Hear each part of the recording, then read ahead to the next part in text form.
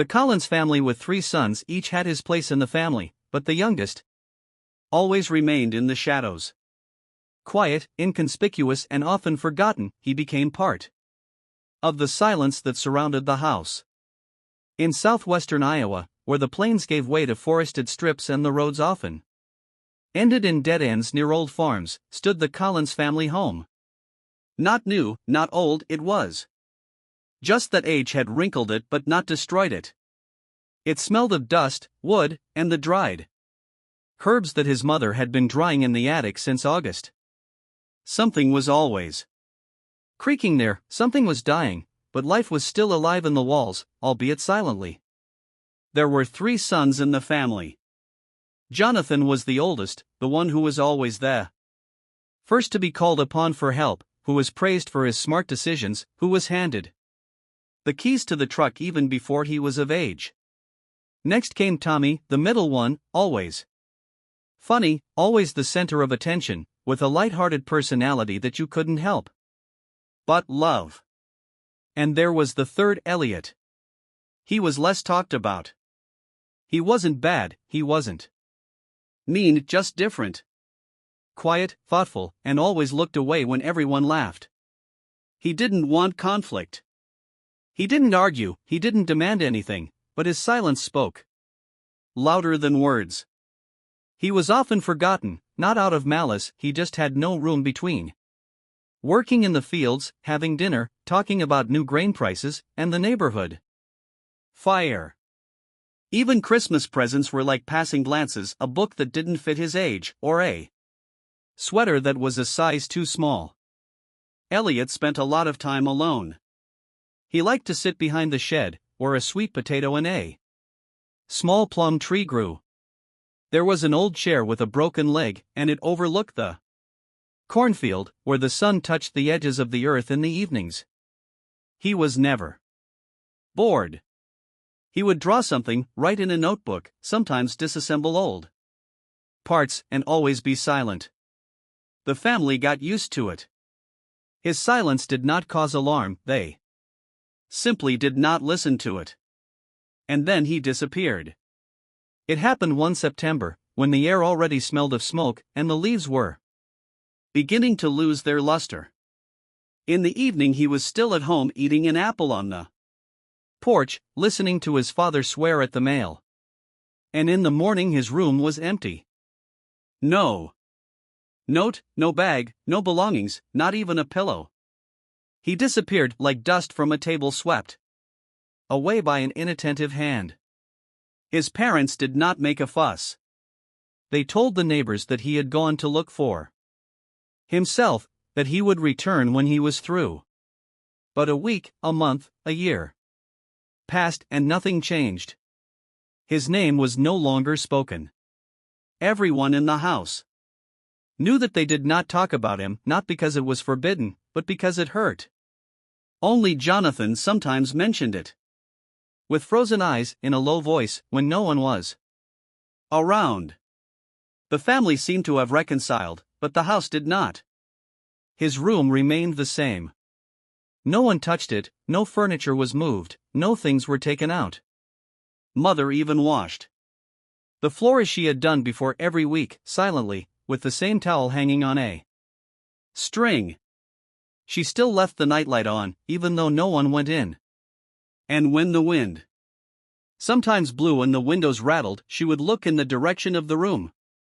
Tommy became restless after that. He seemed to not want to admit that anything had happened. He laughed more than usual, brought friends, made a lot of noise in the house. But at night, when everyone was asleep, he would sit on the floor by the stairs and listen. In the dark.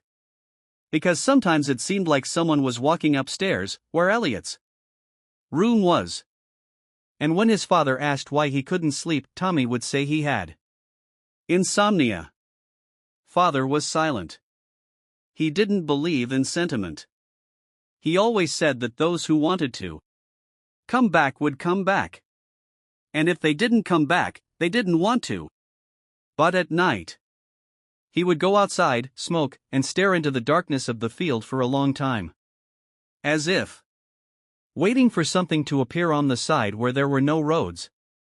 Years passed. Jonathan moved to the city. Tommy stayed to help his father. His mother was aging faster than she wanted, and a quiet guilt appeared in her eyes. She never cried in front of her children, but one day Jonathan saw her standing outside Elliot's room, holding an old sweater in her hands, the one that was a size too small, and looking at him as if she wanted to turn back time. People in the village said different things. That they had seen a boy who looked like Elliot at the station in Springfield. That he worked in a workshop somewhere near Kansas City. That he lived in the woods with travelers. But no one had any proof. All these conversations were like the wind, coming and going. And the Collins house stood as it had always been, silent. A little hunched over, with windows that never looked east. And at night sometimes you could hear something creaking on the second floor. Someone walking quietly down the hallway. And when Tommy got up to check, there was no one there. Only an open window in a room that hadn't been opened in years. And the night wind swaying the curtain. The following autumn was especially quiet. Even the trees didn't seem to make the noise. They always did, and the leaves fell not because of the wind, but on their own, as if tired of life. Tommy began to spend more time in the fields. He liked to feel the earth under his feet. To walk between the rows, to listen to the rustling that merged with his thoughts. At those moments, he thought of Elliot, even when he didn't want to. His brother's face would appear suddenly, in the shape of a cloud, in a bird's footprint, in an old canister lying in the grass. Reminiscent of childhood. He remembered how they had run barefoot through the yard, how they had built a ship out of planks, and Elliot had always silently and precisely driven in each nail. He didn't laugh, he didn't joke, but he was there always. And although there was no special closeness between them, Tommy felt something secure in Elliot's silence. And it was this, his silent presence, that was now the greatest emptiness. One day, as Tommy was returning from the field, he noticed something strange on the porch. An old cap. Dusty, but not local. They didn't wear one. He leaned over, picked it up, examined it, and something about it seemed familiar. But when he went to Elliot's room to put the cap on the shelf, the door was closed. Locked. And no one had the key except his mother. She said she never opened it. Never. Even when she was mopping the floor, she only came within a meter of the threshold. Tommy didn't argue. But that night, when he woke up to the creaking, he heard a slight movement upstairs again. And again there was no one. Only the cap, now on the table where Elliot's drawings used to lie. From that time on, he began to notice even more little things. One of the books that no one had read was open to a different page. The old toolbox had been moved. And one day in the kitchen he saw that an apple had disappeared from the refrigerator, the same one that had been there since the summer. His mother said she hadn't touched it. His father muttered something incomprehensible and went outside. But his eyes darkened. A few more weeks passed. Tommy began to write down everything that seemed strange. Not because he wanted to reveal a secret, but to make sure he wasn't going crazy. He wrote down the time, the weather, even the state of the sky. And every night, when the stars hung over the house, too bright for October, he would hear the creaking in Elliot's room again. He would get up quietly, without a flashlight, holding his breath. But the door was always locked. Once he even put a match by the threshold. In the morning it was gone. During the day everything seemed normal. Mother baked apple pie, as if nothing had disappeared in the house. Father walked with a creaking wheelbarrow between the barns, sometimes humming something under his breath. Only his gaze became deeper, darker. Something unspoken settled in his eyes. As if he knew more than he was saying. But one day, it became loud. Too loud. Father found an old note in the barn. Crumpled, dusty, wedged between two boards. It had a few words on it. I didn't disappear. You just didn't see. This time he didn't grumble. He didn't throw it into the fire. He just sat on the barn threshold. And sat for a long time, holding the note in both hands like someone holding a child's shoe. His silence was more frightening than his scream. When his mother saw this, she didn't ask anything. She just quietly went outside, took the blanket she had once used to cover Elliot, and hung it on the branch of an apple tree where he had once sat in the shade. And left it there. The blanket moved in the wind. Like a flag, a sign that someone should return. In those days, Tommy had the same dream. He walked down a corridor that seemed endless, and on every wall hung photographs of his family. But Elliot's face was always turned away. As if he didn't want to look at the camera. And every time at the end of the corridor there was the same door, the door to his room. But when Tommy opened it, there was only a field behind it. Endless. One morning, waking up from such a dream, he noticed that the blanket was gone. The wind couldn't blow it away, it was fastened with clothespins. And there was nothing on the ground. Not a shred, not a trace. Mother said she hadn't touched it. Father was silent. That same day, a notebook appeared on the shelf in the living room. Old, yellowed. Its cover was familiar, it was one of the ones Elliot had written in when he hid behind the shed. But no one could remember leaving the notebook in the house. Inside were drawings. Smooth, precise, a cornfield, a barn, a window from the inside. And in each one a single figure, his back to the viewer. Always in the clothes he had worn the day before he disappeared. Tommy turned the pages slowly. Something inside him clenched, not out of fear, but out of the realization that they had been searching all this time in the wrong way. They had been searching for someone who had left, but they had never thought that he might have stayed unnoticed. In other ways, the house grew colder. The heater was on, but there was no feeling of warmth.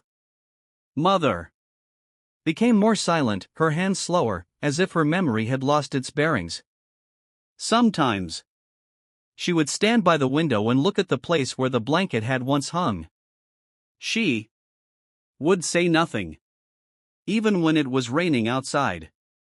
And Tommy sat at Elliot's door every night and waited. He didn't listen, he didn't ask, he just waited. Because he no longer believed that the door was a boundary. He knew that his brother was somewhere nearby. And that was the worst and the most peaceful thing at the same time. Winter had come suddenly. Snow had fallen during the night, covering the yard, the roof, and the tracks leading to the barn with a thick layer. In the morning everything was white, as if someone had repainted the family yard. But even the snow couldn't hide the strange thing, there was a clear imprint of a shoe near Elliot's door. One. And none around. Tommy didn't tell anyone. He just sat in the hallway, his back to the wall, and looked at the door. It seemed that it had become different. As if lighter. As if made of a different material, not wood, but memory. Mother hardly left the room. She wasn't sick, she wasn't sleeping too much, she just seemed to slow down.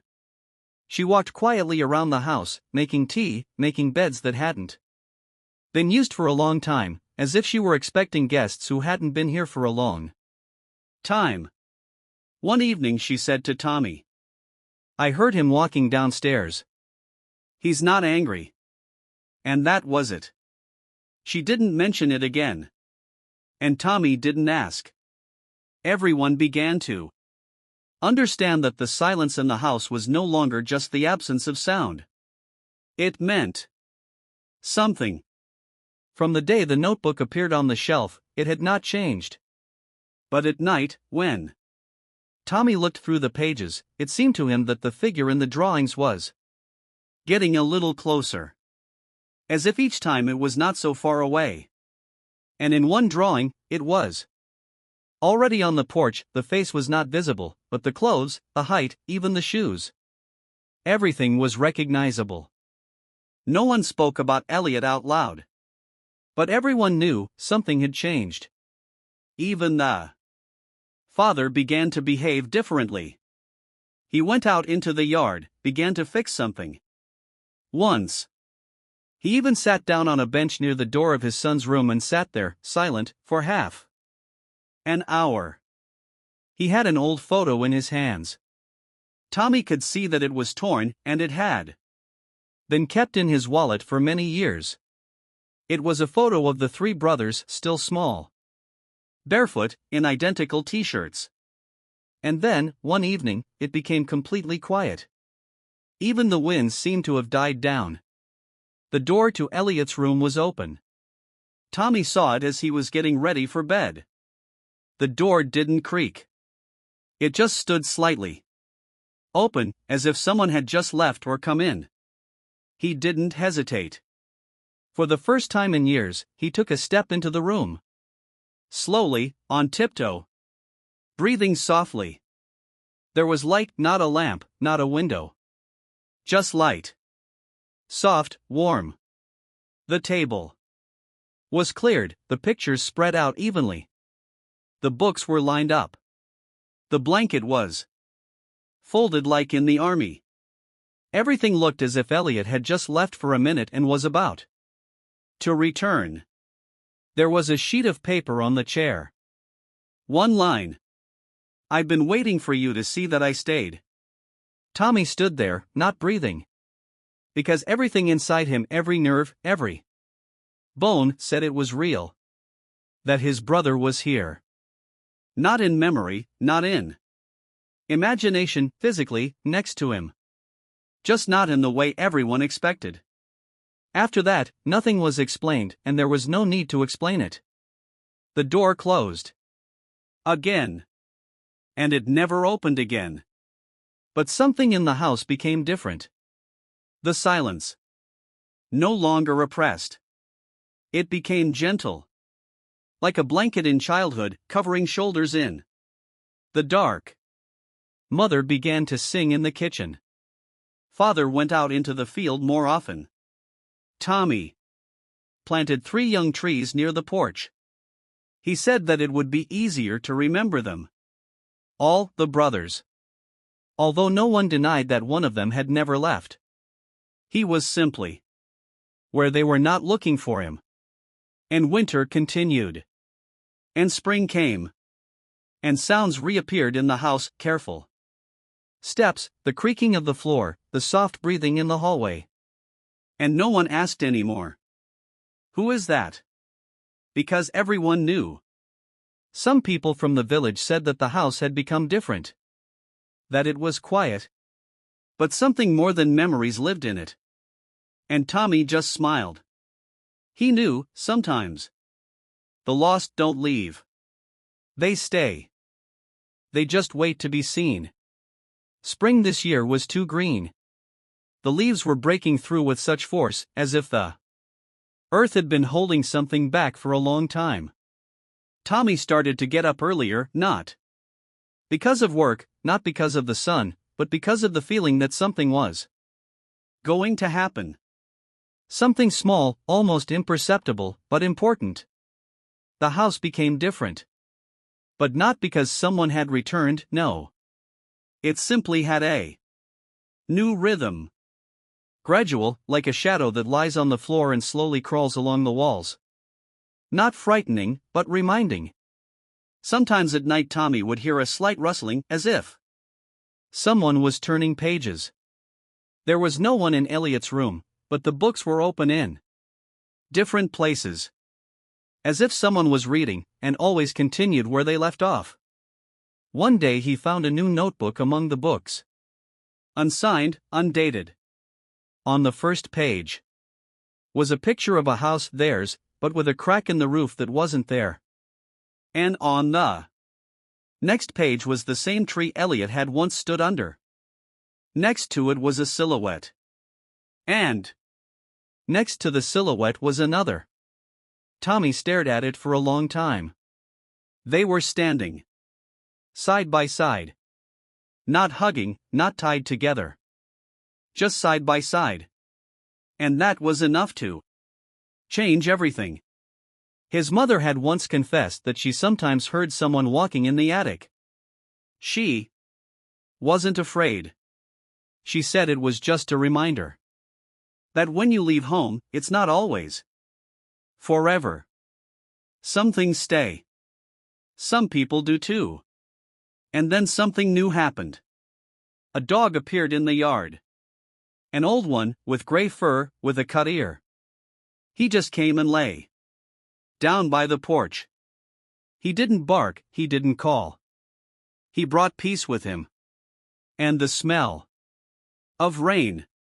Tommy remembered how Elliot had always wanted a dog when he was a child. He had asked for one, but they had refused him. Not because it wasn't possible, but because no one had listened to him fully back then. The dog stayed. And from time to time he would look at Elliot's window. For a long time. Without blinking. As if he was waiting for someone to appear or was already there. A few more weeks passed. And then Tommy found the note again. Under the stoneware. He and his brother had once hidden coins. On the crumpled sheet of paper was just one sentence. It would have been enough for me if you had just noticed then. For a long time he couldn't figure out who it was for. For his parents? For himself?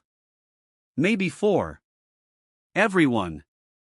Because so often someone is suffering silently and you just don't notice. Not out of indifference, but out of confusion. And as the years go by, you remember not the events, but what you didn't do, didn't say, didn't hug. Tommy took the note to Elliot's room. He put it on the table, next to the notebook. And he didn't touch it again. Let it be. As part of the house. Like a mark on a tree from children's nails. Then June came. Someone in the village asked if he had heard anything about his brother. If there had been any traces. Tommy just nodded. I think so. And that was honest. Because sometimes traces aren't letters, not photographs. But feelings. In the air. In the way a shadow falls differently. In the creak of the stairs that you hear even when no one is walking. And in that silence that remained in the family after everything, there was no emptiness. There was a presence. Constant, gentle, invisible. Like the touch of someone who remained nearby even when everyone thought he had left. The summer was deafening. Warm, but without ease. The heat brought no light, it only pressed on the walls of the house, on the roof, on the air in the rooms. And it seemed more and more that this house was not just old. He remembered. Not individual days, but an entire life. And this life did not give rest. Mother woke up earlier. Sometimes she could be seen in the kitchen before dawn. She sat by the window and looked at the field, as if searching among the green for a silhouette that had long been gone. Sometimes she whispered something, but her voice was not heard. One morning Tommy saw her holding an old pocket watch in her hands, a pocket watch from her father's youth. No one had wound it for a long time. But now she carefully turned the winding mechanism, listening to the mechanism come to life. It ticked unevenly, intermittently, but it was alive. Just like her. His time stopped here, she said suddenly. We just didn't notice. She didn't explain who she meant. But she didn't need to. the dog still stayed near the house. In the summer he often lay in the shade of an old apple tree. Sometimes he would look up when Tommy appeared in the doorway. And then it seemed as if someone else was watching, not from the field, not from the sky, but from somewhere closer. And every day the feeling grew clearer. One evening Tommy went up to the attic. Before, it had seemed dead to him, full of dust, nameless things, boxes of junk. But this time he went up there not out of curiosity, but because he felt that something was there. Not a thing. Maybe a memory. Maybe a sign. And he did find it. In the far corner, behind an old wooden cupboard, lay a rolled-up piece of paper. It was a map. Hand-drawn, crudely but recognizable. A field, a house, a barn. And lines. Footprints. They led from the house to the forest and then they diverged, getting lost. But there was a cross on the map. One. And next to it was the inscription. I thought if I left a trace, you would follow me. Tommy held that paper for a long time. Not out of fear, not out of surprise. Out of shame. He understood Elliot had not simply disappeared.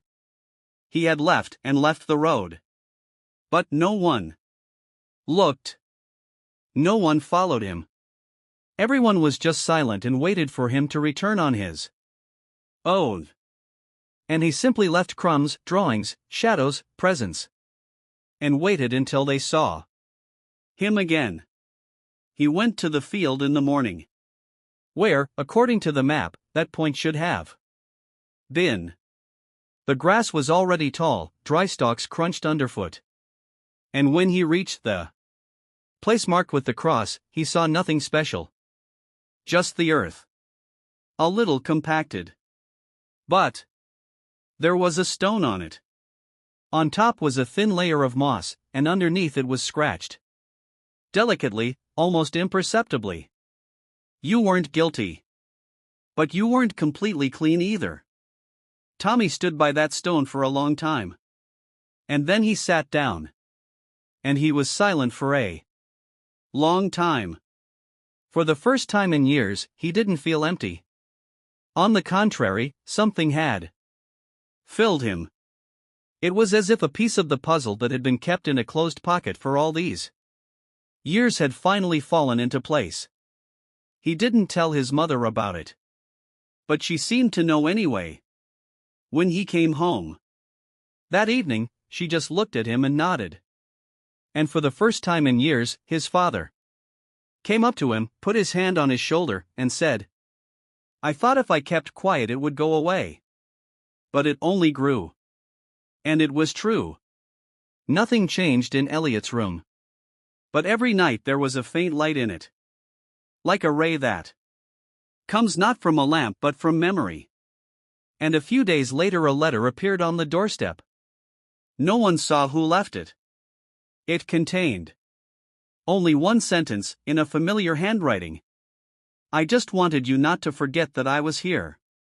Tommy kept this letter in a notebook, along with other signs.